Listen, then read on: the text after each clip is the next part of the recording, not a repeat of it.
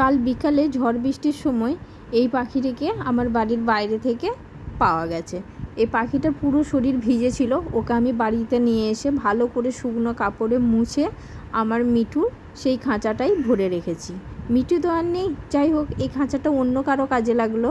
তবে এটা কি পাখি আমি প্রথমে বুঝতে পারছিলাম না, পরে জানতে পারলাম গুগলে সার্চ করে যে এটা হাঁড়ি চাচা পাখি, অনেকে ভবঘুরের দোয়েল পাখিও বলে থাকে।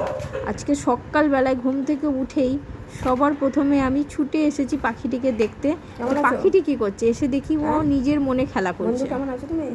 যখন আমার মিঠু ছিল ঠিক এমনভাবে ওকেও আমি দেখতে আসতাম যে ও কী করছে। বারবার মনে হতো যে মিঠু ঠিক আছে তো, মিঠু ঠিক আছে তো, কিন্তু মিঠু আমাকে ফাঁকি দিয়ে চলে গেল। এই পাখিটা যাতে সুস্থ থাকে সেই জন্য পুরোপুরির চেষ্টা করব। এই পাখিটার শরীরটা মনে হচ্ছে সামান্য একটু হলেও খারাপ। কালকে বৃষ্টিতে ভিজেছিল, একটু যেন ঝিমিয়ে আছে, আর একটু চুনচুন পটিও করছে। তাই বরকে রিকোয়েস্ট করে ছুটলাম ওর জন্য ওষুধ কিনতে। ওখান থেকে ছোট্ট একটা পুচকু ড্রপ দিয়েছে। এই ড্রপটা 5 থেকে 7 দিন প্রত্যেক দিন একবার 1 ফোঁটা খাওয়াতে বলেছে।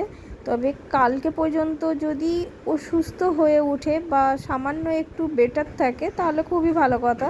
আর যদি দেখা যায় যে এরকমই আছে বা এর থেকেও বেশি কিছু বাড়াবাড়ি হয়েছে, তাহলে এর সঙ্গে একটা ট্যাবলেট আছে, সেই ট্যাবলেটটা পাউডার করে ওকে খাওয়াতে হবে। চেষ্টা করছি যাতে ও খুব তাড়াতাড়ি সুস্থ হয়ে যায়।